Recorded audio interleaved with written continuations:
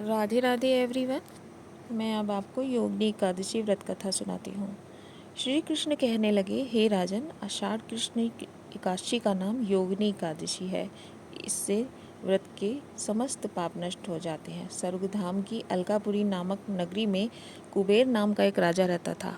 वह शिव भक्त था और प्रतिदिन शिव की पूजा किया करता था। हेम नाम का एक माली पूजन के लिए उसके यहाँ फूल लाया करता था। हेम की विलाक्षी नाम की सुंदर स्त्री थी। एक दिन वह मानसरोवर से पुष्प तो ले आया, लेकिन काम शक्त होने के कारण वह अपनी स्त्री से हास्य विनोद तथा रमण करने लगा। उधर राजा उसकी दोपहर तक राह देखता रहा। अंत में राजा कुबेर ने सेवकों को आज्ञा दी कि तुम लोग जाकर माली के ना आने का कारण पता करो, क्योंकि वह अभी एक तक पुष्प लेकर नहीं आया। सेवकों ने कहा कि महाराज, वह बड़ा पापी अतिकामी है, अपनी स्त्री के साथ हास्य विनोद और रमण कर रहा होगा।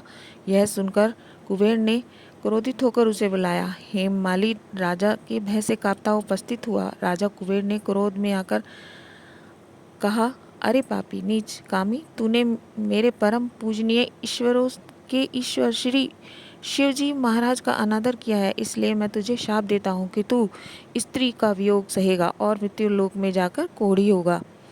कुबेर के शाप से हेममाली का स्वर्ग से प्रदन्न हो गया और उसी क्षण में पृथ्वी पर गिर गया। भूतल पर आते ही उसकी शरीर में श्वेत कोढ़ हो गया। उसकी स्त्री भी उसी समय अंतर्ध्यान हो गई। मृत्यु लोक में आकर मालिक के महान दुख भोगे। भयानक जंगल में जाकर बिना अन्न और जल से भटकता रहा। रात्रि को निंद्रा भी नहीं आती थी, परंतु शिवजी की पूजा के प्रभाव से उसको पिछले जन्म की स्मृति का ज्ञान अवश्य रहा। घूमते घूमते एक दिन मार्कंडेय ऋषि के आश्रम में पहुंचा, जो ब्रह्मा से भी अधिक वृद्ध थे, जिनका आश्रम ब्रह्मा की सभा के समान लगता था। हेममाली वहां जाकर उनके पैरों में पड़ गए। उसे देखकर मार्कंडेय ऋषि बोले, तुमने ऐसा कौन सा पाप किया है जिसके प्रभाव से यह हालत हो गई है?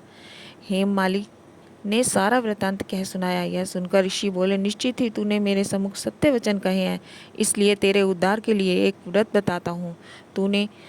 तू आषाढ़ मास के कृष्ण पक्ष की योगिनी नामक एकादशी का विधि पूर्वक व्रत करेगा तो तेरे सारे पाप नष्ट हो जाएंगे। यह सुनकर हेममाली ने अत्यंत प्रसन्न होकर मुनि को साष्टांग प्रणाम किया। मुनि ने उसे स्नेह के साथ उठाया। हेममाली ने मुनि के कथा अनुसार विधि पूर्वक योगिनी एकादशी का व्रत किया। इस व्रत के प्रभाव से अपने पुराने स्वरूप में आकर वह अपनी स्त्री के साथ सुख पूर्वक रहने लगे। भगवान श्री कृष्ण ने कहा, हे राजन, यह योगिनी एकादशी का व्रत 88,000 ब्राह्मणों को भोजन कराने के बराबर फल देता है। इसके व्रत से समस्त पाप दूर हो जाते हैं। राधे राधे एवरीवन। आपको मेरी ये कथा कैसी लगी? सब्सक्राइब एंड शेयर करें। राधे राधे।